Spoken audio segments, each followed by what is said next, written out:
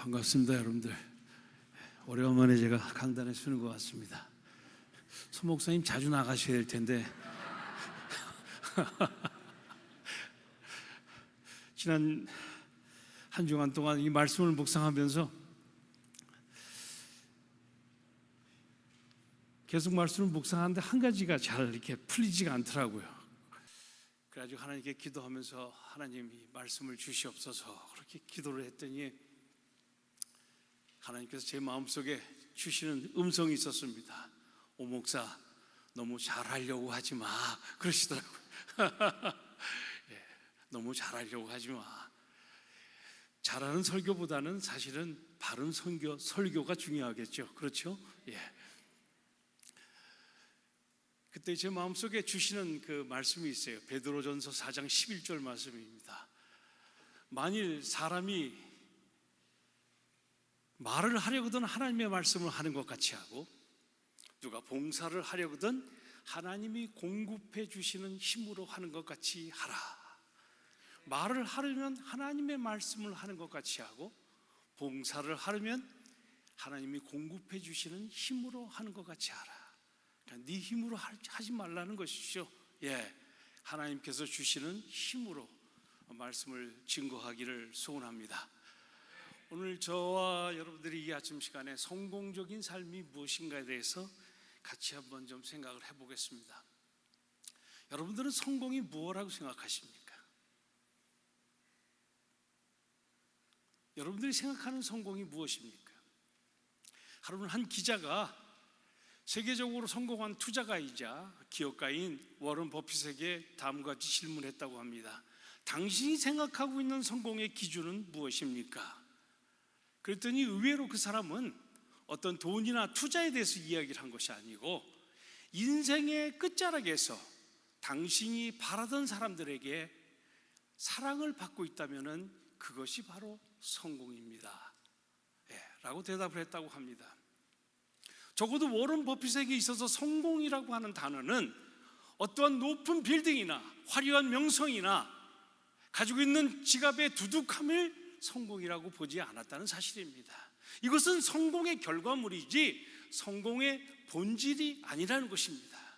오늘날에 많은 사람들이 사회적으로 명성을 얻고 세상적으로 많은 부를 축적했음에도 불구하고 그 사람들이 마지막에 가서는 왜 극단적인 선택을 하는 줄 아십니까? 그것은 성공의 본질을 알지 못했기 때문이라는 것이죠. 그래서 성경에 보시면은 이 성공이라고 하는 단어를 구약에서는 5번을 사용을 했고 신약에는 단 한 번도 사용한 적이 없습니다. 구약에 사용한 이 5번의 성공이란 단어도 각기 서로 다른 의미로 사용했다는 것이죠. 그러면 왜 성경이 성공이라고 하는 단어를 이렇게 아껴서 사용한 줄 아십니까? 그것은 우리가 생각하고 있는 성공의 결과나 업적과 하나님께서 생각하고 계시는 개념의 성공이 서로 다르기 때문이 아니겠습니까? 오히려 성경은 성공이라고 하는 단어를 하나님과의 관계 속에서 나오고 있는 형통, prosperity라고 하는 단어를 더 많이 사용한 것을 볼 수가 있습니다. 그래서 여호수아서 1장 8절 말씀에 보면 다음과 같은 말씀이 나오죠. 이 율법책을 내 입에서 떠나지 말게 하며 그것을 주야로 묵상하여 그 가운데 기록한 대로 다 지켜 행하라. 그리하면 내 길이 평탄할 것이며 내가 형통하리라 그랬습니다. 이 형통이라는 단어를 킹 제임스 버전에는 success, 성공이라는 단어로 번역을 했어요. 그런데 원래 이 형통이라는 단어는 지혜롭게 행한다라고 하는 언어의 의미를 가지고 있습니다. 지혜롭게 행한다. 우리가 하나님의 말씀을 깊이 묵상하면 묵상할수록 그 하나님의 말씀의 기준을 따라서 우리는 지혜롭게 행할 수 있게 된다는 것입니다. 그러면은 어떻게 하면 우리는 성공적인 삶을 살아갈 수 있을까? 아니, 우리는 어떻게 하면 형통한 삶을 살아갈 수 있을 것인가? 여호수아서 23장과 24장은 여호수아의 고별 설교입니다. 이 고별 설교 가운데는 여호수아가 죽기 전과 죽었을 때와 죽고 난 이후에 세 가지의 삶을 우리들에게 보여주고 있습니다. 이 세 가지의 삶을 우리가 같이 한번 살펴봄으로써 우리가 이 땅에 살면서 우리도 어떻게 하면은 성공적인 삶을 살아갈 수 있을까? 아니, 형통한 삶을 살아갈 수 있을까? 같이 이 아침 시간에 짧게 묵상을 하고자 합니다. 여호수아서 24장 29절 말씀에 보니까 2일 후에 여호와의 종 눈의 아들 여호수아가 110세에 죽었다, 그렇게 기록하고 있어요. 110세에 죽었는데 어떻게 죽었다고요? 여호와의 종으로 죽었다. 짧은 구절이지만 너무나도 중요한 구절이라고 볼 수가 있습니다. 여호수아서 1장 1절 말씀에 보면은 여호수아를 다음같이 소개를 하고 있어요. 여호와의 종 모세가 죽은 후에 여호와께서 모세의 수종자 모세의 종 눈의 아들 여호수아에게 말씀하여 이르시되 그랬어요. 여호수아가 처음에 사역을 시작할 때는 누구의 종으로요? 모세의 종으로 시작을 했어요. 사람의 종으로 시작을 했어요. 그런데 그가 마지막에 눈을 감는 순간에는 누구의 종으로요? 하나님의 종으로, 여호와의 종으로 눈을 감았다는 사실입니다. 여호수아의 위대한 점이 바로 여기에 있습니다. 그의 시작은 사람의 종으로 시작을 했어요.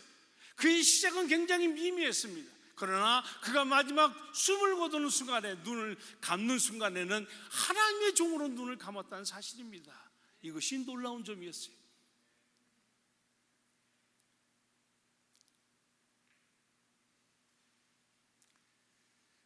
어떻게 보면 우리의 시작도 중요하고 우리의 과정도 중요할 수가 있습니다. 그러나 우리가 마지막에 우리의 마무리를 어떻게 듣느냐는 것은 너무나도 중요하다는 사실입니다. 우리의 끝을 어떻게 할 것인가? 무슨 일이든지 사실 마무리는 굉장히 중요합니다. 우리의 시작은 비록 보잘것없지만은, 우리의 시작은 비록 화려하지는 않지만은 우리의 마무리가 잘 지어진다면은 이것이야말로 형통한 삶을 사는 사람이 아니겠는가?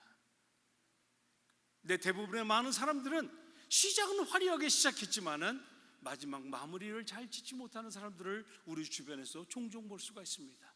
성경에 나오는 역대하 21장에 나오는 여호람이라는 사람이 바로 그런 사람이었어요.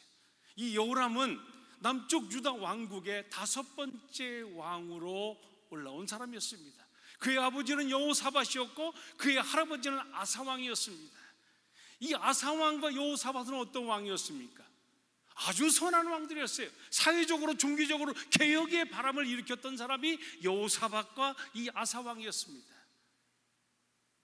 그 아버지와 할아버지의 그 화려한 그 배경을 업고 이 여호람은 왕위에 올라섰습니다. 그런데 그의 삶은 그렇지 못했습니다. 그의 아버지의, 그의 할아버지의 그 선한 길을 따르지 아니하고 북쪽 이스라엘 왕들의 악한 길을 이 여호람이라는 사람이 걸어갔다는 사실입니다. 그랬더니 18절서부터 20절의 말씀을 보면 이 여호람의 마지막의 인생의 삶을 다음과 같이 묘사하고 있습니다. 여호와께서 여호람을 치셨습니다. 그래서 그의 몸에 병이 들게 하셨고 결국에는 그 병 때문에 그가 심한 병으로 죽었고 백성들은 그에게 분양하지도 않고 그를 아끼는 자 없이 세상을 떠났고 마지막에는 왕들이 묻혔던 그 왕실에 묻히지 못한 사람이 바로 여호람이라는 사람이었습니다. 그의 시작은 화려했습니다. 한 왕국의 지도자로, 왕으로 그는 등극을 했습니다. 그런데 그의 마지막에 가서는 마무리는 잘 짓지 못했던 사람이 바로 여호람이라는 사람이었습니다.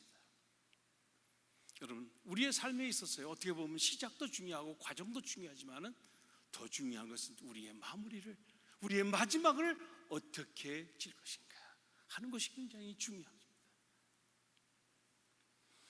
제가 1986년도에 목사 안수를 받고 어린 나이 30세에 목사 안수를 받았습니다. 그리고 지금 40년째가 됐습니다. 제 동년배에 있는 목사들은 이제 올해에 많이 은퇴들을 합니다. 저도 이제 은퇴를 해야 되고 제 사역의 마무리를 잘 쳐야 되는데 어떻게 이 사역의 마무리를 잘 칠까? 어떻게 해야 되는가? 하는 것이 저에게 큰 고민이 됐습니다.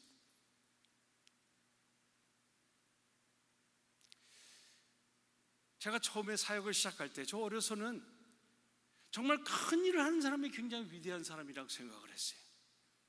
그래서 저도 좀 뭔가 좀 큰 어떤 프로젝트를 해보기 위해서 애를 많이 썼던 사람이었습니다.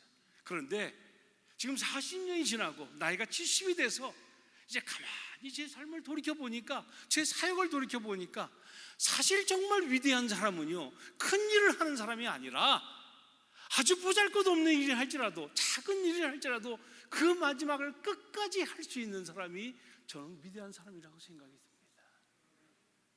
여러분들은 어떻습니까? 정말 위대한 사람은요, 보잘것없지만은 작은 일이지만은 그 마지막을 끝까지 잘할 수 있는 사람, 이 사람이 정말로 위대한 사람이요, 성공적인 삶이라고 생각을 합니다. 여러분은 여러분들의 마무리를 어떻게 짓기를 원하십니까? 여러분들의 삶에 있어서, 여러분들의 사역에 있어서 여러분들의 마무리를 어떻게 짓기를 원하십니까? 여호수아와 같이 마지막에 하나님의 종으로 마무리를 잘 지을 수 있는 저와 여러분들이 되시기를 주님의 이름으로 축원합니다. 그러면 어떻게 우리는 마무리를 잘 지을 수 있는 삶을 살아갈 수 있을 것인가? 아까 읽었던 여호수아서 1장 8절 말씀을 보면, 이 말씀은 여호수아가 사역을 시작할 때에 하나님께서 여호수아에게 당부했던 말씀입니다. 이 율법책을 내 입에서 떠나지 말게 하며 그것을 주야로 묵상하여 그 가운데 기록한 대로 다 지켜 행하라. 그리하면 내 길이 평탄하게 될 것이고 내가 형통하리라 그랬습니다. 이 말씀을 여호수아는 평생의 가슴에 담고 살았습니다. 그래서 마지막 죽기 전에 23장 6절에 이스라엘의 지도자들을 모아놓고 다음과 장부의 말씀을 합니다. 너희는 크게 힘써 모세 율법책에 기록한 대로 다 지켜 행하라. 그것을 떠나서 좌로나 우로나 치우치지 말아라. 이렇게 당부한 것을 볼 수가 있습니다.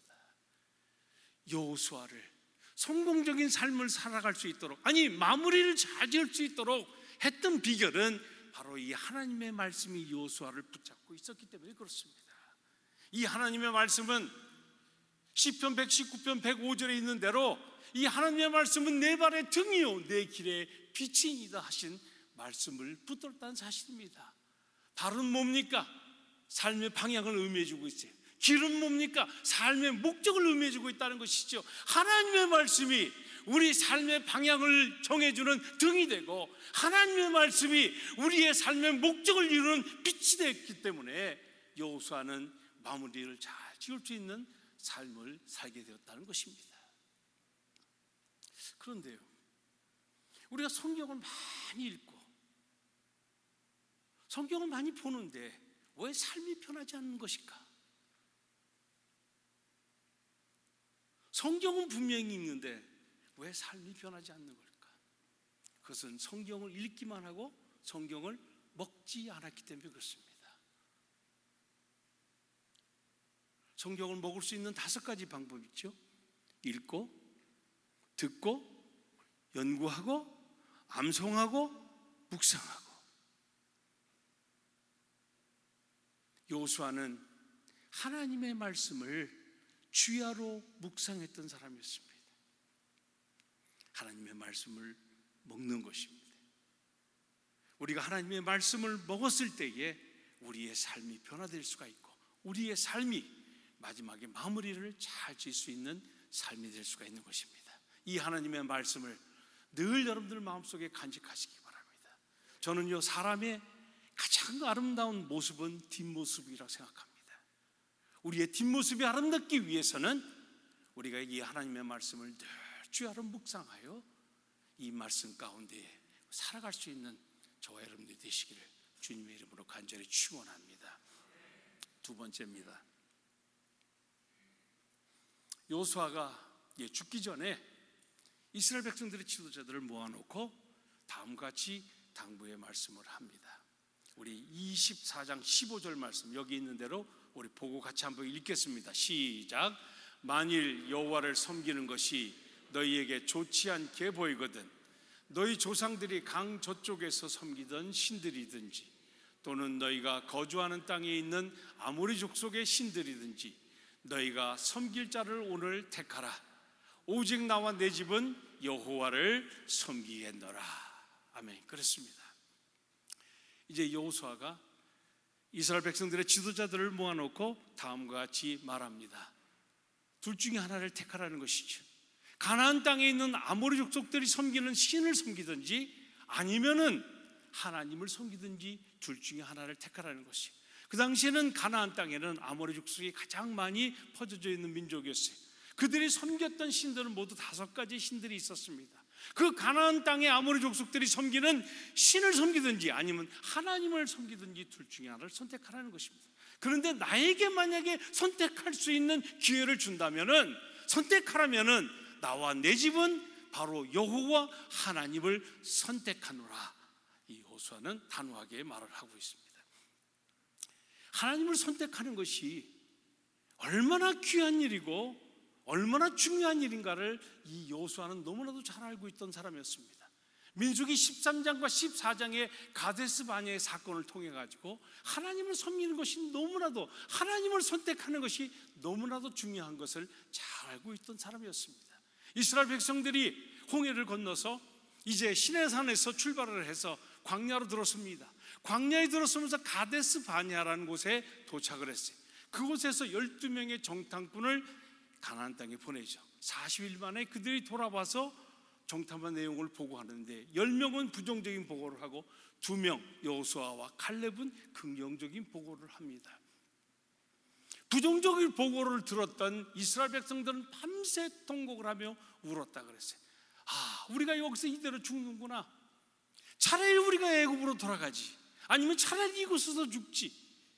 이때에 하나님께서, 하나님을 불신하는 이스라엘 백성들의 말을 듣고 다음과 같이 말씀하십니다. 너희가 40일을 정탐을 했으면은 하루를 1년을 계산을 해서 40년 동안을 이 광야에서 방황하리라. 40년 동안을 이스라엘 백성들이 광야에서 방황을 하면서 애굽에서 나왔던 출애굽했던 그 세대들은 다 광야에서 죽었습니다. 오직 여호수아와 칼렙만 빼고 백성들이 다 죽었습니다. 여호수아는 이 가데스 바네아의 사건을 통해 가지고 얼마나 하나님을 선택하는 일이 중요한 것이고 하나님을 선택하는 것이 필요한 것인 것을 너무나도 잘 알고 있었습니다. 그래서 여호수아는 말합니다. 나와 내 집은 여호와 하나님을 선택하겠다. 여러분, 우리가 인생을 살면서 중요한 순간마다 우리 앞에 수많은 선택지가 놓여져 있습니다. 어떤 선택은 사소하지만 어떤 선택은 우리의 삶을 송두리째 바꿔놓는 아주 중요한 선택이 될 수가 있습니다. 우리 그리스도인의 삶도 마찬가지지 않습니까? 세상이냐 교회냐, 그리스도 중심이냐 나 중심이냐, 육체냐 성령이냐, 우리도 늘 선택을 하면서 신앙생활을 해야 된다는 것입니다. 여기에서 선택이 잘못된다면 우리의 삶을 송두리째 바꿔놓을 수가 있습니다. 창세기 13장에 나오는 롯이라는 사람이 그런 선택을 했어요. 아브라함의 조카인 롯입니다. 아브라함과 이 롯이 많은 부를 축적을 했습니다. 그러다 보니까 그 목자들이 서로 싸우는 거예요. 이때에 아브라함이 롯에게 다음같이 얘기합니다. 네가 좌하면 내가 우하고 네가 우하면 내가 좌하리라. 어디 가든지 네가 선택을 하라는 겁니다. 그때에 13장 10절 말씀에 보니까 롯이 눈을 들어본 즉 소돔 땅을 보니까 소돔 땅이 마치 여호와의 동산 같고 애국과 같았더라. 그래서 그 죄악의 땅인 소돔 땅으로 이 롯이 선택을 하고 옮깁니다. 여러분들, 창세기 19장에 어떤 결과가 났습니까? 하나님께서 소돔과 고모라 땅을 멸망하시는데 불과 유황으로 멸망하십니다. 이때에 이 롯의 사위들도 다 죽었어요. 롯의 아내도 결국에는 소금기둥이 되어 죽었습니다. 롯은 결국에 자기 2 딸들과 함께 부적절한 관계로 인생의 삶을 마감하는 것을 볼 수가 있습니다. 한 사람의 잘못된 선택이 그 사람뿐만 아니라 그의 가정을 다 파멸로 이끌어낸 것을 볼 수가 있습니다. 내가 어떤 선택을 하느냐에 따라서 나뿐만 아니라 우리 가정과 우리 주변에 있는 많은 사람들에게 영향력을 미친다는 사실을 여러분들이 아시기 바랍니다. 그런데 아주 선한 바른 선택을 했던 한 여인이 있었습니다. 누가복음 10장에 나오는 마르다와 마리아에 대한 이야기가 있지 않습니까? 예수님께서 마르다와 마리아의 집을 방문합니다. 그 언니인 마르다는 열심히 예수님을 위해서 음식을 준비하고 있어요. 그런데 그의 동생인 마리아는 예수님 곁에서 말씀만 듣고 있는 거예요. 마르다가 짜증이 났습니다. 그때에 마르다를 향해서 예수님께서 하신 말씀이 있습니다. 마르다야, 마르다야, 내가 많은 일로 염려하고 근심하라. 몇 가지 혹은 한 가지만이라도 족하니라. 마리아는 이 좋은 편을 택하였으니 빼앗기지 아니라. 선택을 잘했다는 것입니다. 좋은 편을 선택했다는 것이죠.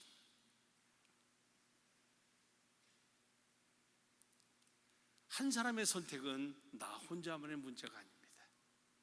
나를 통해서 내 가정과 내 사회와 내 교회와 내 국가가 잘못될 수가 있다는 사실입니다. 여러분들은 어떤 선택을 하시기를 원하십니까? 그러면 어떤 선택이 바른 선택이 될 수가 있는가? 예수님께서 마태복음 5장서부터 7장에 걸쳐가지고 3장에 걸쳐서 산상순이라는 것을 말씀하셨어요. 그리고 마지막 7장에 가서는 예수님이 그 말씀을 들은 사람들에게 신앙의 선택과 결단을 내리라고 이야기를 합니다. 두 문과 두 길이 있다. 너는 어떤 문과 어떤 길을 선택할 것이냐? 두 나무가 있다. 어떤 나무를 선택할 것이냐? 두 가지의 기초가 있다. 어떤 기초를 너희가 선택할 것이냐? 예수님은 셋을 말씀한 것이 아닙니다. 두 가지가 있는데 둘 중에 하나를 선택하라는 겁니다. 여러분들, 우리 신앙생활은요, 모호함이 없습니다. 모 아니면 도입니다. 둘 중에 하나라는 것입니다. 좁은 문이 있고 넓은 문이 있고, 좁은 길이 있고 넓은 길이 있고, 나쁜 열매를 맺는 나무가 있고 좋은 열매를 맺는 나무가 있고, 반석 위에 집을 세울 수가 있고 모래 위에 집을 세울 수 있는 기초가 있다는 것이죠. 둘 중에 하나를 우리는 선택을 해야 된다는 것입니다. 여러분, 여행자는요, 어떤 문으로 갈 것인가 어떤 길로 갈 것인가를 선택을 해야 됩니다. 농부는요, 어떤 나무를 심을까를 선택을 해야 됩니다.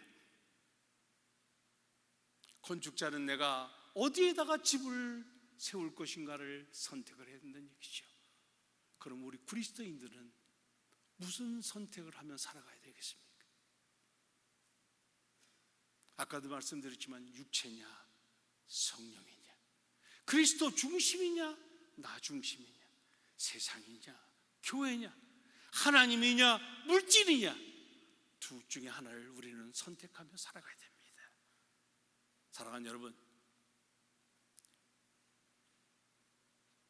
삶의 가장 어려운 순간에 문제가 있을 때에 우리는 올바른 선택을 함으로 이 땅에 살면서 형통한 삶을 사는 저와 여러분들 되시기를 간절히 축원합니다. 마지막입니다. 이 여호수아가 죽고 난 다음에 여호수아에 대해서 다음과 같이 평가를 내립니다. 31절 말씀이죠. 이스라엘이 여호수아가 산 날 동안과 여호수아 뒤에 생존한 장로들, 곧 여호와께서 이스라엘을 위하여 행하신 모든 일을 아는 자들이 사는 날 동안 여호와를 섬겼더라. 여호수아는 여호수아 혼자만 잘 삶의 마무리를 짓고 선택을 잘한 것이 아니었습니다. 이러한 삶을 통해서, 이런 영향력을 통해서 다른 사람들에게까지 영향을 미쳤던 것을 볼 수가 있습니다. 아니, 그의 올바른 신앙을 다른 사람들에게 전수했던 것을 볼 수가 있습니다. 여호수아는 일찍이 사실 모세에게 많은 영향력을 받았던 사람이었습니다. 광야 40년 동안 모세와 늘 함께 있었습니다. 회막에 있을 때나 전쟁터에 있을 때나 어느 곳에 있든지 모세에게 영향을 받았습니다. 아말렉과의 전쟁 속에서 모세가 높은 산에서 손을 들고 있을 때에 하나님께서 이스라엘 백성들을 이기게 하신 사건을 이 여호수아는 기억하고 있었습니다. 마라의 쓴물 앞에서 백성들은 모세에 대해서 원망할 때에 이 모세는 여호와께 부르짖는 그 모습을 여호수아는 보았습니다. 그래서 모세에게 많은 영향력을 받았던 사람이 바로 이 여호수아입니다. 그래서 잠언 24장 32절에 있는 말씀대로 내가 보고 생각이 깊었으며 내가 보고 훈계를 받았다 라고 하는 말씀대로 이 여호수아는 그렇게 행동을 했을 것입니다. 자기가 봤는데 다른 사람이 하는 그 행위를 봤을 때에 내가 많은 깊은 생각을 갖게 됐다는 것이죠. 자기 성찰과 깨달음이 있었다는 것입니다. 또한 내가 보았는데 그것을 통해서 나는 내 삶의 변화가 일어나는 가르침을 받았다는 이야기입니다. 여호수아가 모세에게 이런 좋은 영향력을 받았습니다. 그 좋은 영향력을 다른 사람들에게, 이스라엘 백성 지도자들에게 영향을 미쳤더니 그들이 사는 날 동안 여호와를 잘 섬겼더라 그랬습니다. 여러분들, 이것이 바로 여호수아서의 내용입니다.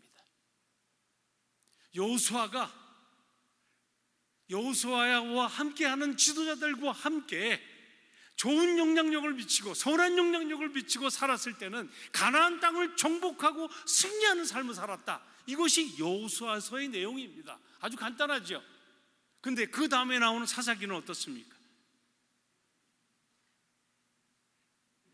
가나안 땅에서 태어난 다른 세대들이 있었습니다. 그 다른 세대에게 바로 선한 영향력을 미치지 못하니까 그 가나안 땅에서 그들은 비극적이고 실패하는 삶을 살았다는 것이 사사기의 내용이라는 것입니다. 간단한 겁니다.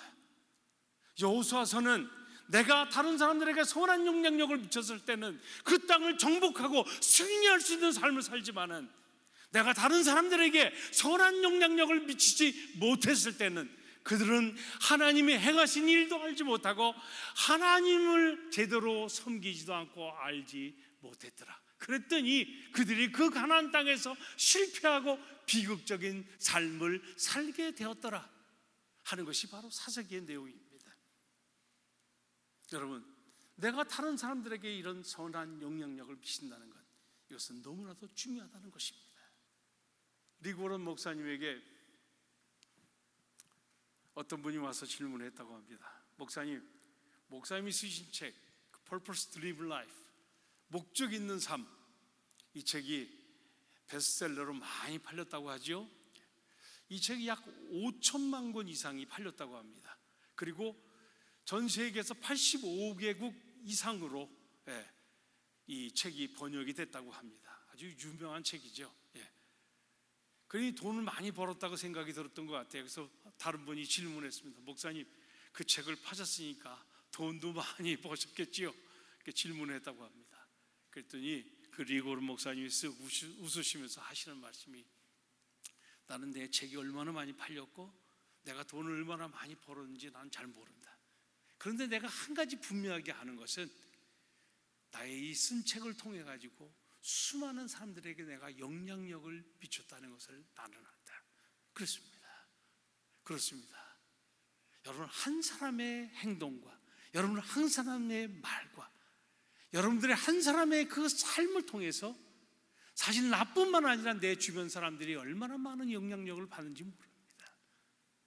그렇기 때문에 여러분 한 사람 한 사람의 삶이 굉장히 중요하다는 사실입니다.